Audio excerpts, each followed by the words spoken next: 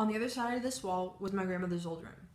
At 1:38 a.m., January 2nd, 2014, I was right across the hall asleep in my room while she was at my great-uncle's house in the makeshift hospital room we had set up for her when she finally passed away. About a week earlier, on Christmas Day, the doctors came into her room at the actual hospital and told her cancer had progressed too far and that there was nothing more that they could do for her, so she was sent home on hospice the next day. From Christmas Day to the night of January 1st, my entire family spent every waking moment with her. We spent that week hearing her moans of pain that could only be eased with mind-dulling morphine, watching her eventually lose consciousness, and hearing her body struggle to take every last breath. Watching her suffer so horribly is the reason that I'm advocating for the Death with Dignity Act to be put on the national ballot, so that other people could have the option not to die slowly and in pain the way that she did, but have the option to pursue physician-assisted suicide. Hospice care is defined as expert medical care, pain management, and emotional and spiritual support for people facing a life-limiting illness according to the National Hospice and Palliative Care Organization. This includes therapists, nurses, physicians, bereavement counselors for the family, and more.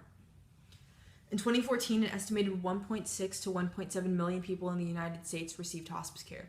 Of that number, around 1.2 million died under hospice.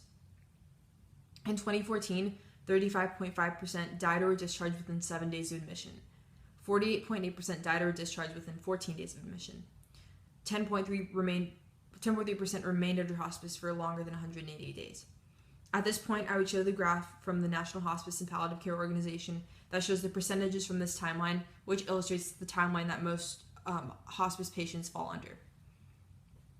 While Medicare is the predominant source of payment for hospice care, that only includes 85% of people. And in that 85%, 90% of patient days under care were covered. I'll admit, this sounds like a lot, right? But think about how much healthcare costs. Hospice costs upwards of $10,000 per month according to the Health Affairs Study.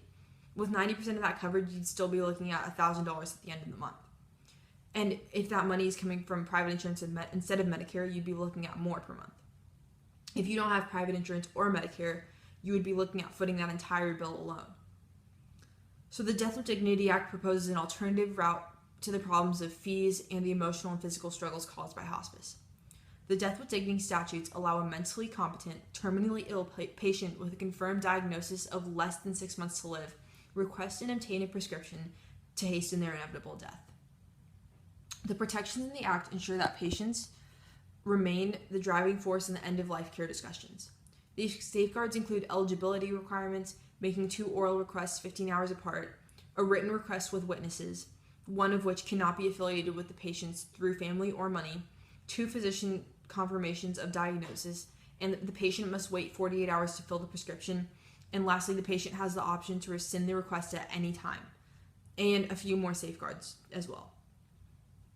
Now, there have been a lot of arguments brought up against the Death with Dignity Act, both from religious perspectives to political perspectives. One huge argument is that people believe physician-assisted suicide violates the Hippocratic Oath. The Hippocratic Oath is the oath in which doctors take stating their obligations and ethical standards, which include not delivering fatal medicine. But the Hippocratic Oath is inconsistent for many reasons. For example, it's rarely used in Canada anymore because it is too variable with real-life premises, as stated by Lone Star College. The promise of not delivering fatal medicine is violated in many different circumstances. One huge example being when cancer patients are pumped full of radioactive drugs and chemotherapy and so on. People on the opposing side claim this also causes patient-doctor distrust, but patients must feel emotionally safe enough to bring up this issue in the first place, and then must have a great deal of trust to have the doctor guide them and help them through this process. Lastly, people believe that this is not a right that should be freely given to anyone at all. But as stated in an article by the Houston Chronicle, Judge Stephen Reinhart ruled on this issue by saying that a mentally competent, terminally ill patient has the liberty to choose death instead of a diminished life full of suffering.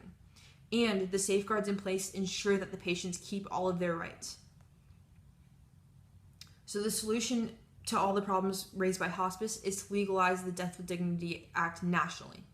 So the Death with Dignity Act is a current piece of legislation that legalizes physician-assisted suicide for the terminally ill. Oregon passed this in 1994, and they have seen a steady increase in numbers of Death with Dignity Act prescriptions and deaths, according to the Oregon Health Authority. At this point in time, I'd show that graph by the Oregon Health Authority and explain the numbers. So in 2015 and 2016, there were 218 and 204 prescriptions, respectively, from the Death with Dignity Act. This is opposed to the 24 prescriptions given out the first year in 1988 before there was legislation covering it. So this shows the increase of prescriptions giving out and how much people have responded to it in a positive way. Over the past few years, 4 states have developed statutes for it, and 5 states have legalization in place to legalize it: California, Colorado, Oregon, Vermont, and Washington. Montana has the option of legalizing it through court ruling. 37 states have laws prohibiting physician-assisted suicide. In 2 states, Alabama and Montana, ban it by common law. 4 states, Utah, Nevada, North Carolina, and Wyoming, have no laws in place regarding this issue at this point in time.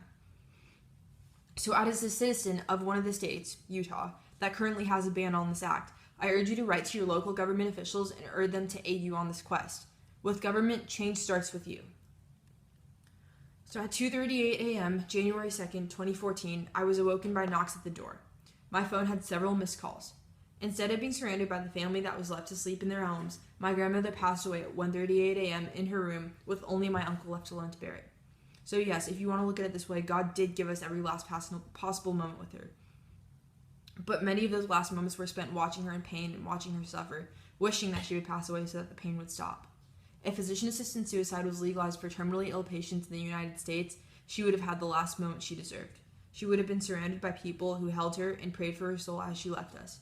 She would have had peace instead of suffering. There are many people out there right now who face the same fate that my grandmother faced, unfortunately. But they don't have to have the same ending.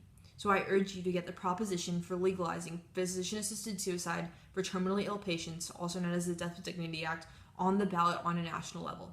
Because together we can bring peace to a future that is otherwise doomed for suffering. Amen.